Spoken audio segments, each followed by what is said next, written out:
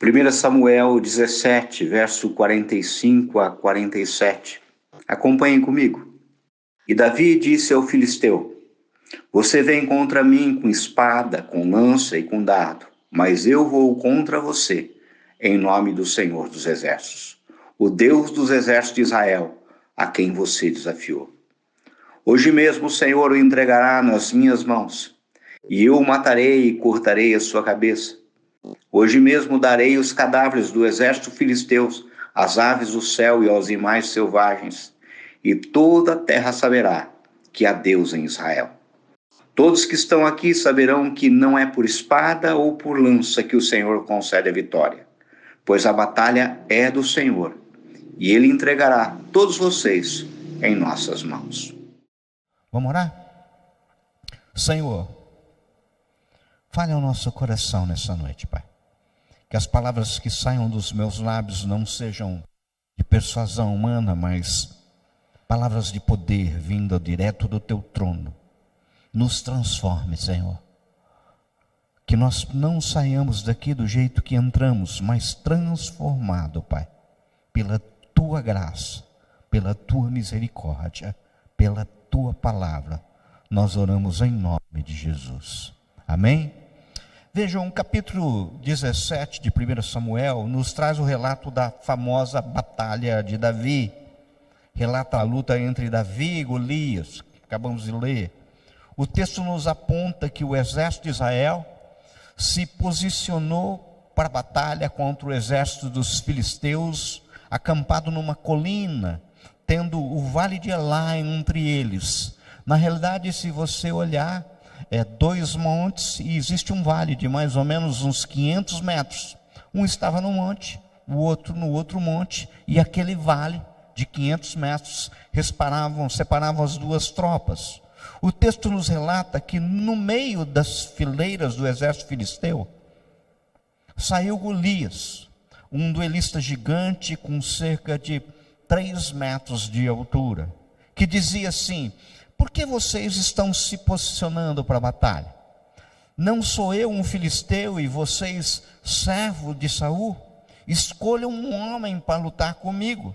Se ele puder lutar e matar-me, nós seremos seus escravos. Todavia, se eu vencer e o matar, vocês serão os nossos escravos e nos servirão. O texto ainda aponta que o gigante afrontou todo o exército de Israel durante 40 dias, cedo e à tarde. O texto é rico, muito rico, existem livros escritos só a respeito dessa batalha, desse episódio. Mas eu gostaria que você permanecesse com essa Bíblia aberta, e a gente vai pensar algumas coisas desse capítulo 17, para que aquilo que o Senhor quer nos mostrar nessa noite. Aqui, começando com uma pergunta a nós mesmos. Quem aqui não tem gigantes?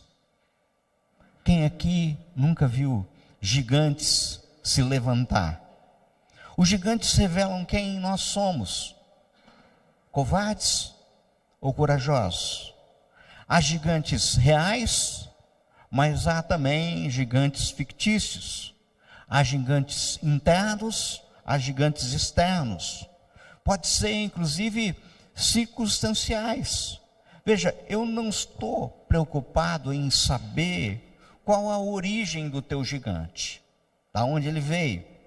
Na realidade, há gigantes em cada esquina e todos eles nos desafiam.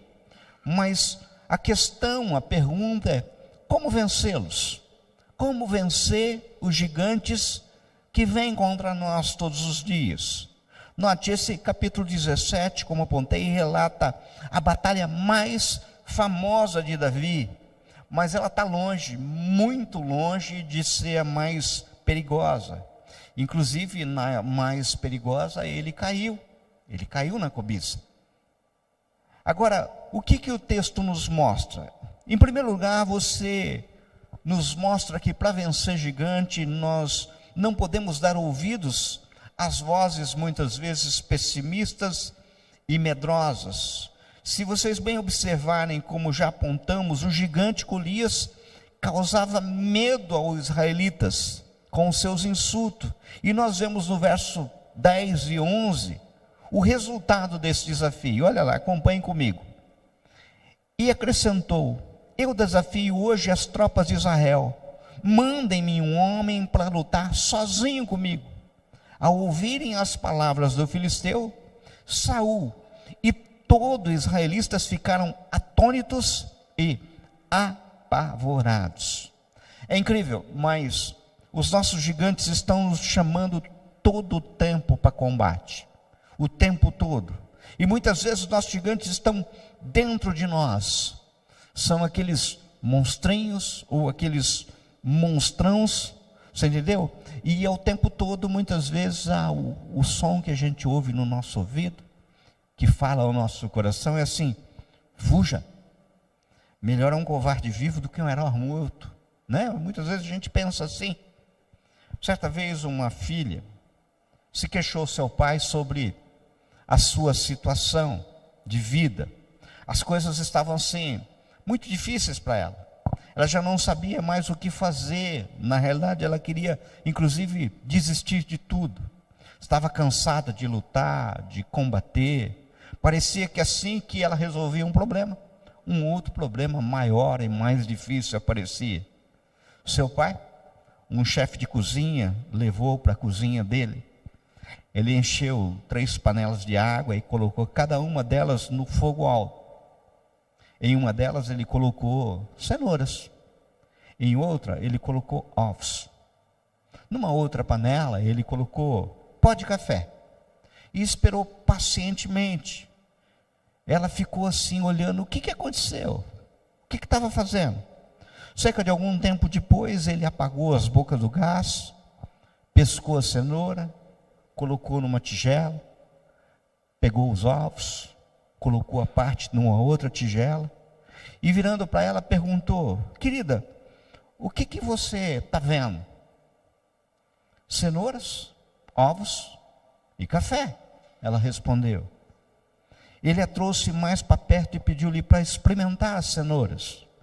Ela obedeceu e notou que as cenouras estavam assim, muito macias. Ele então pediu-lhe que ela pegasse o ovo e quebrasse. Ela obedeceu e depois de retirar a casca, verificou que o ovo endurecia com a fervura. Finalmente ele pediu para que tomasse um gole do café. Ela sorriu ao provar o seu aroma, que estava muito gostoso. E o que isso significa, pai? Ela perguntou. Ele explicou que cada um deles havia enfrentado a mesma adversidade. Todos eles tinham passado pela água fervendo, mas que cada um reagiria e reagiu de maneira diferente. Ele disse: a cenoura, ela entrou forte, firme, inflexível, mas depois de ter sido submetida à água fervendo, ela amoleceu, elas se tornaram frágeis. Os ovos que eram frágeis, a sua casca fina protegeu e dentro ela endureceu e se tornara mais e mais rijo. Agora o pó de café, contudo, ele era incompatível e incomparável. Depois que fora colocado na água fervente, ele havia o quê? Mudado a água. A água se tornou algo saboroso. Ele perguntou à filha: qual deles você, minha querida, quer ser? Quando a adversidade bate à sua porta, como você responde? Você é como a cenoura, que parece forte, mas esmorece na primeira dificuldade? Ou você é como o ovo, que por causa da dureza, da água fervente, você fica mais duro, enrijecida? Ou você é como o café, que consegue transformar a água fervente em algo gostoso e saboroso, Queridos, nós somos responsáveis pelas próprias decisões. Cabe a nós, somente a nós, decidir como nós vamos suportar as adversidades que vêm na nossa vida. E muitas vezes a gente está cercado de pessimista e de pessimismo interno. Amado, uma coisa me chama especial atenção, E eu vou falar especialmente para os homens neste momento. O que Golias estava falando é assim, ó. Golias na realidade estava falando assim, ó. Não tem homem não? E o que abalou Davi é que vê que depois de 40 dias ele olhou lá e falou assim, mas não tem homem aí não? O que ele estava perguntando é isso. Cedo e tarde ninguém tomou nenhuma providência. Mas um homem e o próprio rei Saul também não tomou nenhuma providência. Saul era o mais alto de toda a fileira. E não é invenção minha, está na palavra do Senhor. Fico imaginando que ele devia ter mais de 1,90 m de altura, sabe? Um camarada grandão. Eu tremia de medo. Eu fico pensando que um dos grandes problemas que os lares e as famílias estão enfrentando, desculpa a expressão, mas é falta de homem, sabe? Davi, com todos os seus erros, ele sabia bem o que isso significava, tanto que as últimas palavras que ele proferiu para Salomão, no leito de morte, antes de Salomão subir ao reino e antes dele morrer, ele diz assim: eu vou pelo caminho de todos os mortais, coragem, pois, ser homem. Por que será, hein? Ele era um rapazinho, mas de muita coragem. Diante do gigante, essas palavras coragem, seja homem, ganham especial valor, pois o mundo não é dos covardes, sabe? E ao homem foi dado ordem de domínio, inclusive sobre si próprio. Amados, entendam, nós não podemos só olhar a circunstância. Todo o povo dizia assim, é um gigante. Davi olhava e dizia assim, é só um gigante. Percebam que é a mesma coisa, mas diferente. Isso faz diferença. Não se trata de menosprezar o gigante, mas de dar devido valor a Deus. Sabe? No caso, percebam que o mais importante é que Davi não buscou força interior para enfrentar o gigante, mas buscou força no Senhor. Hoje está muito na moda a centralização no homem. Você pode, você consegue, existe força em você. Isso, acredite, isso é mentira. Não é você pode, não é você consegue, não é a força é tua. Sabe, a gente tem que entender que nossa força vem do Senhor. Quem topou o desafio? Foi Davi. Quem convenceu a Saúl de que podia lutar? Foi Davi. Quem escolheu usar pedras no riacho? Foi Davi. Quem correu até Golias para enfrentá-lo? Foi Davi. Quem atirou a pedra? Foi Davi. Quem cortou a cabeça do gigante? Foi Davi. Mas quem venceu? Foi Deus. Vocês entenderam que é diferente? No entanto, nós lemos de início, olha a declaração que faz toda a diferença. Olha só, no verso 45 nós lemos, Davi disse ao filisteu, você vem contra mim com espada, com lança e com dado, mas eu vou contra você em nome do Senhor dos Exércitos. Verso 46 disse, hoje mesmo o Senhor me entregará nas minhas mãos, e toda a terra saberá que há Deus em Israel. Davi ainda disse no verso 47, a batalha é do Senhor e Ele entregará todos vocês em nossas mãos. Sabe, muitas vezes quando eu li aquela frase de Jesus, que está lá em Mateus 18:3, Jesus diz assim, ó, com toda certeza vos afirmo que se não vos converteres e não vos tornareis como criança, de modo algum entrareis no reino do céu. Quando eu ouvi essa frase, eu li essa frase, eu pensava que Jesus estava falando da pureza da criança. Se vocês não forem puros, simples como criança, vocês não vão entrar no reino do céu. Mas na realidade, o conceito bíblico daquilo que Jesus estava falando, na realidade, o que Jesus estava nos falando é da dependência da criança. se não forem independentes, tal como uma criança não se alimenta sozinha, não se veste sozinha, não se protege sozinha. Entenda, o Senhor não é um Deus criador que se tornou pai.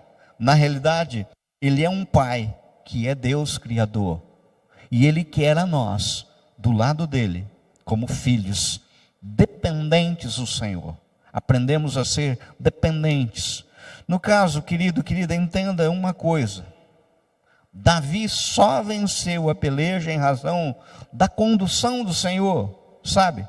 No capítulo 16, verso 13, a partir de que Samuel ungiu Davi, diz o texto que o Espírito do Senhor apoderou-se dele.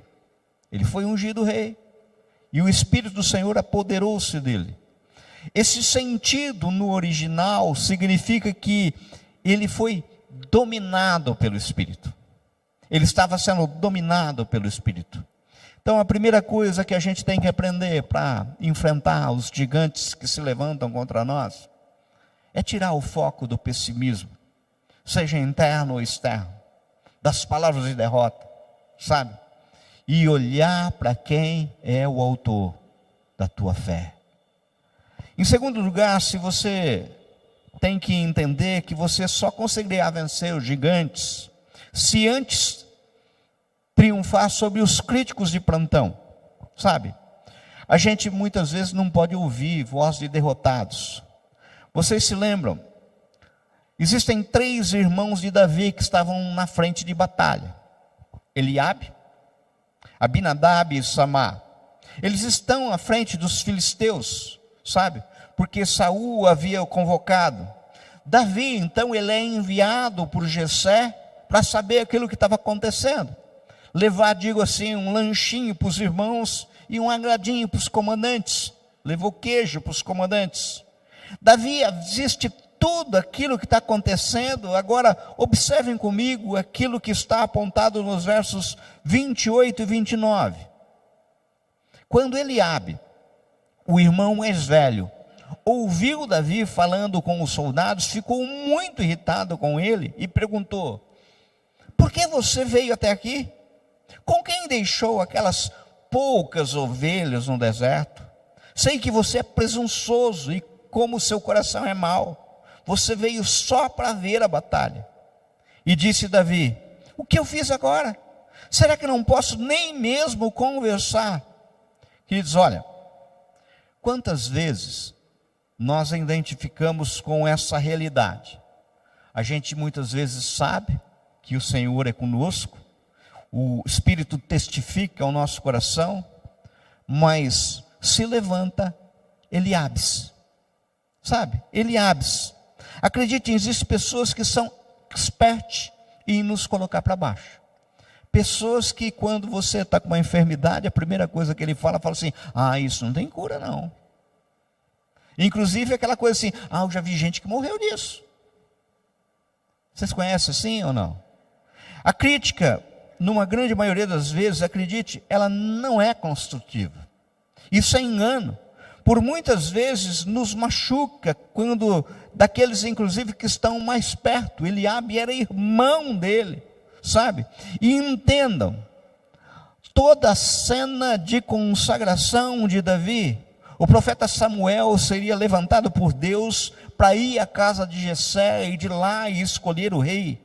Quando viu Eliabe, ele pensou: é esse o rei. Por quê? Porque Eliabe tinha tipão de rei. Mas Deus fala de forma clara ao profeta: não atente para a aparência, porque eu olho o coração. E passando cada um dos filhos de Jessé, chegou em Davi, o caçula, ruivo, gentil, aparência, olhos meigos, e Samuel ungiu Davi ali na frente do irmão. Não é difícil a gente imaginar que pode ter acendido uma certa, assim, pitada de inveja do irmão mais velho, sabe? Outra coisa, a crítica muitas vezes machuca quando questiona as nossas motivações. Eliabe achou que Davi era motivado por presunção, Presunção é síndrome de Deus, sabe? Presunção. A crítica ainda machuca mais quando ela é contínua. Perceba que Davi diz assim: o que eu fiz agora? É como se Davi dissesse assim: puxa, mas de novo esse camarada pegando no meu pé. E é incrível como existem aqueles que são especialistas na crítica, sabe? Especialista. Graças a Deus, aqui na igreja não é assim, ainda bem, sabe? Mas tem lugar por aí que o louvor nunca está bom, ou o som está muito alto, ou o som está muito baixo. Tem lugar por aí que ou o ar está muito frio, ou o ar está muito quente. Tem lugar por aí, inclusive, que as pessoas se levantam, inclusive, tipo assim: pô, mas essa palavra, que pregação ruim, sabe? Você já pensou se fosse assim aqui? Ainda bem que não é, né? Que coisa boa. A gente tem que agradecer a Deus, sabe? Porque não tem ninguém assim. Por isso, meu querido, minha querida, não deixe as críticas colocar medo no seu coração. Não deixe. Em terceiro lugar, para vencermos nosso gigante, nós devemos desistir de lutar com armas dos outros, para sermos autênticos, olharmos para aquilo que Deus nos deu. Veja aquilo que está no verso 38 a 40, acompanhe comigo. Então, Saul vestiu Davi com sua própria túnica, colocou-lhe uma armadura e um capacete de bronze na cabeça. Davi prendeu sua espada sobre a túnica e tentou andar, pois não estava acostumado àquilo. E disse a Saul: não consigo andar com isso, pois não estou acostumado. Assim tirou tudo aquilo. E em seguida, pegou seu cajado, escolheu no riacho 5 pedras lisas, colocou-as na bolsa, isto é, no seu alforje de pastor, e com sua tiradeira na mão, aproximou-se do filisteu. Saul queria colocar a armadura dele em Davi, mas Saul tinha mais de 1,90 m de altura. Davizinho era um catatauzinho, possivelmente da minha altura, assim, sabe? Então não tem jeito, não cabe. É a mesma coisa de eu querer colocar, sabe, a roupa aqui do Ricardo, não vai ficar legal. Do Clemens, vou colocar em mim, não tem jeito, sabe? Não vai funcionar, sabe? Nós não podemos enfrentar gigante com armas alheias. Isso é uma lição. Veja, em tempos de crise, as pessoas irão fazer com que você se torne iguais a elas, sabe? E a palavra está nos falando aqui, ó, seja você mesmo. Preste atenção naquilo que o Senhor tem disponibilizado para você. Não se assuste se os gigantes ameaçam você e tentam escarnecer de você. Agarre o gigante pelo pescoço e triunfe sobre eles. Percebam ainda que está relatado a partir do verso 31 a 37. Acompanhem comigo, olha só. As palavras de Davi chegaram aos ouvidos de Saul, que o mandou chamar. Davi disse a Saul: ninguém deve ficar com o coração abatido por causa desse filisteu. Teu servo irá e lutará com ele. Respondeu Saul: você não tem condições de lutar contra esse filisteu. Você é apenas um rapaz, e ele é um guerreiro desde a mocidade. Davi, entretanto, disse a Saul: teu servo toma conta das ovelhas do seu pai. Quando aparece um leão ou um urso e leva uma ovelha do rebanho, eu vou atrás dele, atinjo-o com golpes e livro a ovelha da sua boca. Quando se vira contra mim, eu o pego pela juba, atinjo-o com um golpe até matá-lo. Teu servo é capaz de matar tanto um leão quanto um urso. Este filisteu incircunciso será como um deles, pois desafiou o exército de Deus vivo. O Senhor me livrou da garra do leão e da garra dos ursos, me livrará das mãos deste filisteu. Notaram? Davi não se tratava tão somente de um rapazinho irresponsável, louco, maluco. Ele tinha experiências anteriores das batalhas que o forjaram na confiança do Senhor e lhe fizeram homem. Rapazinho em idade, mas um homem na essência de que é ser um homem. Sabe, queridos, isso me mostra que as nossas batalhas, elas são assim, progressivas. Os gigantes vão ficando cada vez maiores e mais terríveis. Mas nós não conseguimos vencer os grandes gigantes se nós não tivermos batalhas menores antes. Sabe, vencedores de gigantes não nascem vencedores de gigantes. Eles se formam vencedores de gigantes. Nenhuma pessoa jamais obteve grandes vitórias sobre um grande gigante sem que antes, em algum lugar, em algum tempo, tivesse que enfrentar, digamos assim, pequenos gigantes. Parece contradição, mas batalhas do dia a dia. Esses dias eu estava assistindo um documentário, um filme que retratava a vida do nosso tenista mais famoso do Brasil, o Guga Kurtz. É incrível a dor, o sofrimento pelo que passou o nosso campeão para conquistar o tricampeonato de Roland Garros. As pessoas vêm e olham o pódio e não fazem ideia do quanto de treino é preciso, de quantas horas e horas de dedicação, sabe? Presta atenção, queridos. Gigantes frequentemente são instrumentos de Deus para nos moldar, para alcançarmos a altitude e atitudes que Deus quer, sabe? A gente muitas vezes não vê as batalhas do dia a dia. A gente muitas vezes vê um grande campeão e não vê quanto treino teve. A gente vê um grande artista e não vê quanto ensaio teve. A gente não vê quantas e quantas, muitas vezes, noites mal dormidas de pessoas de sucesso, sabe? A lista dos gigantes na sua vida, existem muitas.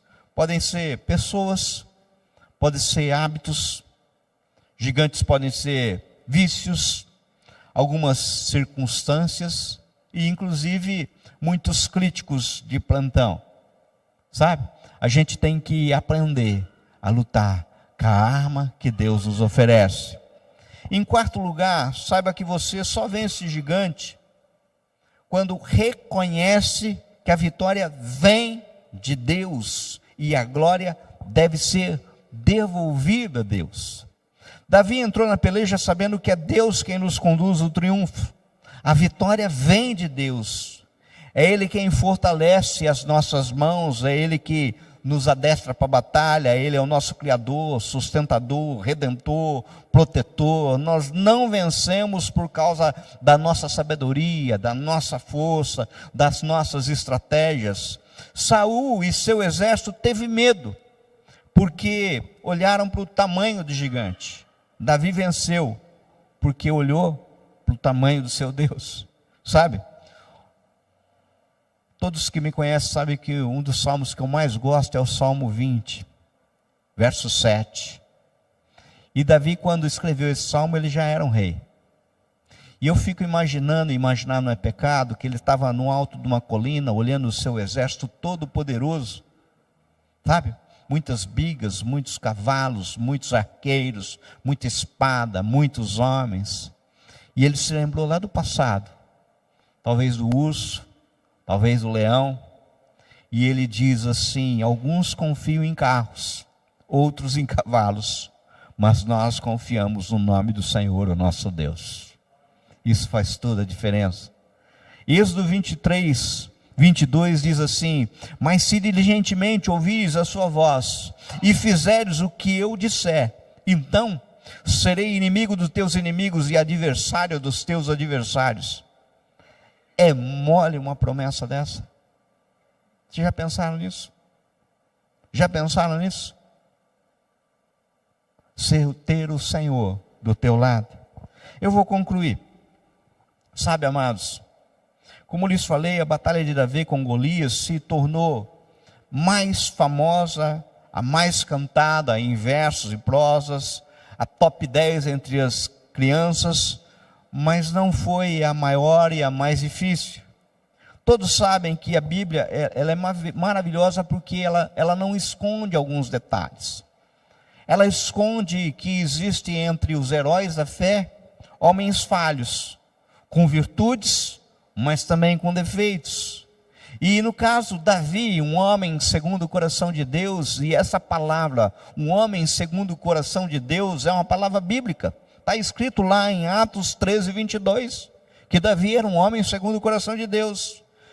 A gente sabe que esse homem, ele errou.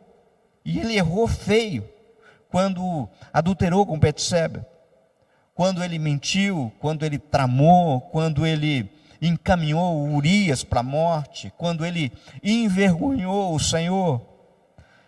Esses dias eu estava olhando o livro de Salmos e meditando, e com mais cuidado eu parei no Salmo 27, um dos salmos escrito por Davi.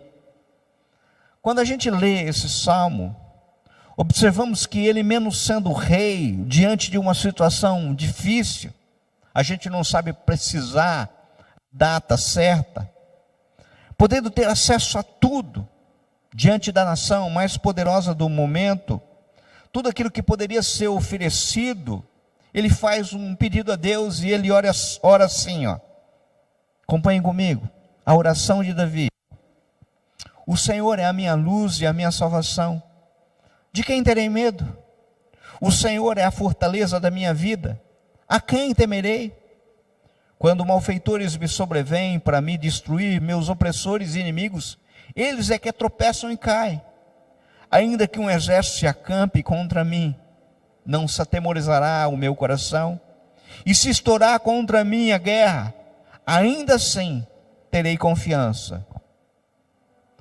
Uma coisa peço ao Senhor e a buscarei, que eu possa morar na casa do Senhor todos os dias da minha vida, para contemplar a beleza do Senhor e meditar no teu templo. Uma coisa peço ao Senhor. Perceba que foi isso que Davi fez. Ele resumiu: todo desejo meu é uma coisa só, é uma coisa. Ele pode morar na casa do Senhor todos os dias. E esse sentido aqui é ficar, é estar, é permanecer na presença de Deus para contemplar a sua beleza. É muito além do que entrar num templo, sabe? Quando Davi pecou com Betseba, ele escreveu o Salmo 51, e no Salmo 51, o verso para mim mais emblemático é o verso 11, que ele diz assim: não me repulses da tua presença, nem me retires o teu Santo Espírito. Ele sabe que o mais importante era estar na presença de Deus. Queridos, nessa semana eu estava pensando, quantos oram no templo para que Deus esteja presente? Mas me parece um pedido assim estranho, porque o Senhor, Ele é onipresente, Ele está aqui. Eu tenho visto que, como o diabo não consegue remover a presença de Deus dos lugares todos que Ele está, o que Ele faz? Ele move as pessoas da presença de Deus. Mas como assim? É simples. Você está muitas vezes sentado, prestando atenção numa palavra como essa, e de repente, sem querer, mesmo no silencioso, teu celular vibra. E daí pode ser algo muito importante, você puxa e olha. Muitas vezes vai mais importante, inclusive urgente, do que a palavra do Senhor. Pronto, você já saiu da presença de Deus. E o inimigo tem feito muito isso. Muito isso. As pessoas não conseguem dedicar minutos, horas, na presença do Senhor. Sabe? Na presença do Senhor. Eu lembro que fez coro numa reportagem de uns artistas internacionais, nem lembro, acho que é o Coldplay, que foi se apresentar no Allianz Parque, e de repente eles pararam no meio da música, porque todos que estavam lá acompanhando estavam filmando a apresentação, e eles falaram assim: por favor, desliguem o celular, vocês estão aqui pessoalmente nos vendo, por que vocês estão filmando? Porque vocês estão nos vendo pela telinha, sabe? E isso tem acontecido. As pessoas têm procurado um culto que sente bem. Eu vou dizer um negócio para vocês hoje. Esse culto não é para homenagear você ou para ser agradável a você, mas é para nós louvarmos a Deus, para estarmos na presença de Deus. Se você tem Jesus, você tem tudo, sabe? Eu vou concluir. Tem uma historinha de que havia um homem muito rico. Ele era viúvo, tinha um único filho. E esse filho, como ele, eram encantados por artes. E eles colecionavam artes. Compravam muitos e muitos quadros. Picasso, Van Gogh, Monet, muitos outros. E isso adornava a sua propriedade. Ele ficava muito rico, muito contente com isso. Mas chegou a guerra e esse rapaz foi convocado. Foi para as fileiras. Lá nas fileiras, de repente, o pai, viúvo, recebe a notícia, um telegrama. Seu filho havia morrido. Ele ficou muito desgostoso. Tempos depois, uma véspera de Natal, ele recebeu a visita de um moço que tinha sido companheiro dele. Aquele que tinha resgatado o corpo do moço. E falou assim: eu era amigo muito íntimo dele. Eu não sou nenhum grande artista, mas sou um artista. E eu fiz uma pintura do semblante do teu filho.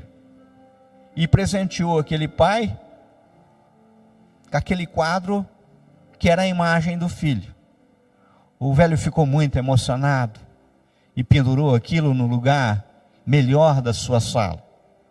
Tempos depois, esse homem faleceu, já idoso. E todos sabiam que um desejo dele era colocar toda aquela arte num leilão. E ele colocou e abriu o leilão, encheu de muitas pessoas, afinal eles tinham quadros muito valiosos. Só que, para surpresa de todo, o leiloeiro, na hora que começou o leilão, começou pelo quadro do filho. Era a foto do filho. Mas ninguém se interessava pelo quadro do filho. Ele perguntou: alguém tem aqui, quer dar $100? Ninguém. Outros falaram assim: não, nós queremos os quadros mais importantes. Não, mas tem uma ordem, eu não posso fugir dessa ordem. Em primeiro lugar, eu vou leiloar o quadro do filho.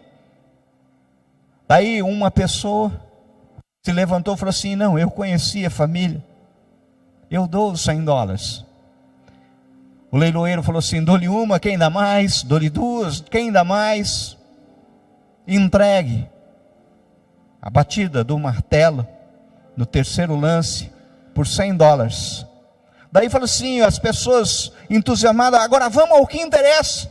Queremos Van Gogh, queremos Picasso, queremos Monet. E o leiloeiro falou assim: não, o leilão está encerrado. Mas como assim? Explica. No testamento era muito claro: quem leva o filho fica com tudo. Sabe? Eu fico imaginando que a palavra do Senhor é mais ou menos assim, sabe? Quem leva o filho fica com tudo. Essa é a essência da vinda do Senhor Jesus. Quem leva o filho fica com tudo. A Bíblia diz em 1 João 5:12: Deus nos deu a vida eterna e esta vida está no seu filho.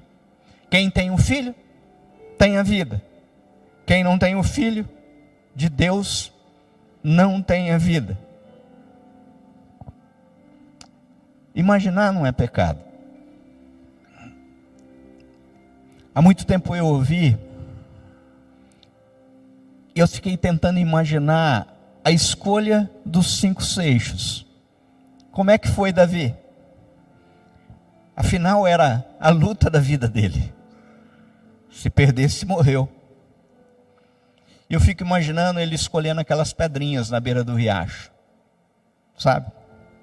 Não podia ser qualquer pedra. Eu fico pensando que ele ficou olhando e como se aquelas pedrinhas tivessem uma cara. E ela olhou uma pedrinha e falou assim: olha, essa pedrinha tem cara de oração, sabe? E ele pegou aquela pedra porque falou assim: a gente vence gigantes com oração.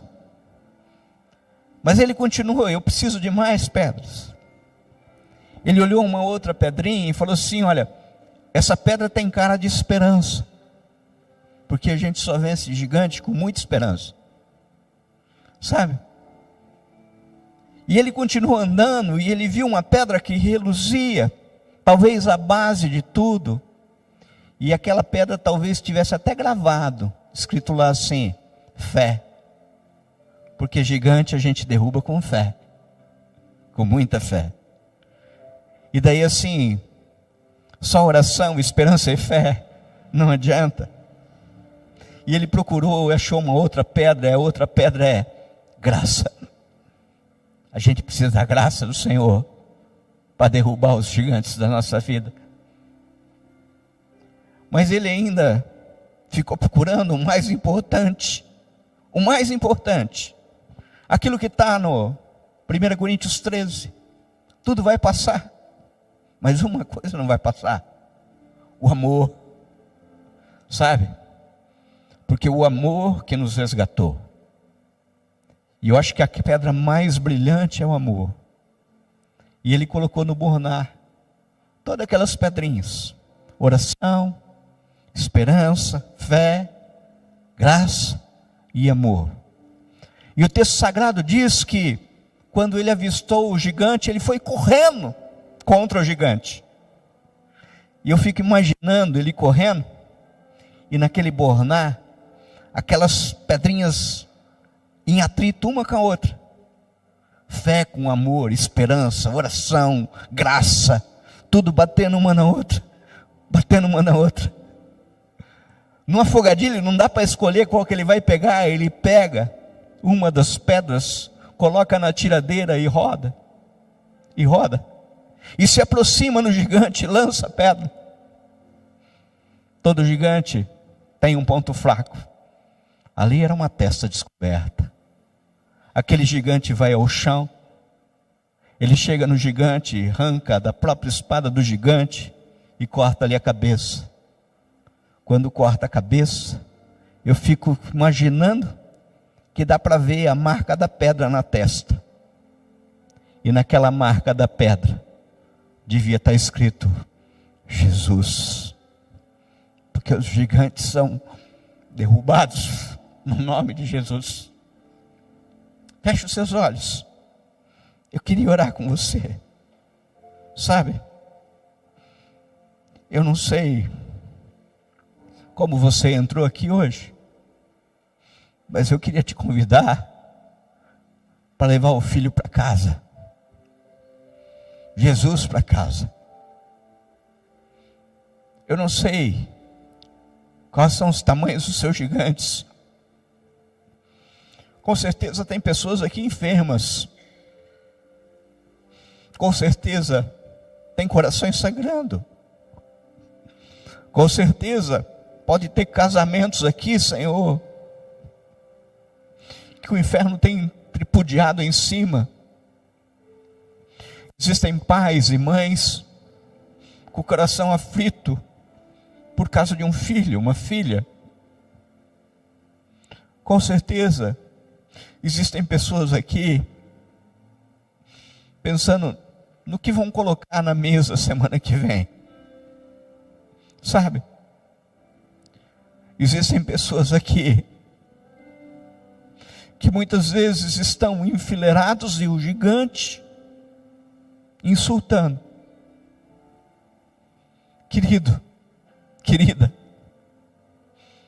toma posse dessa lição aprendida com Davi.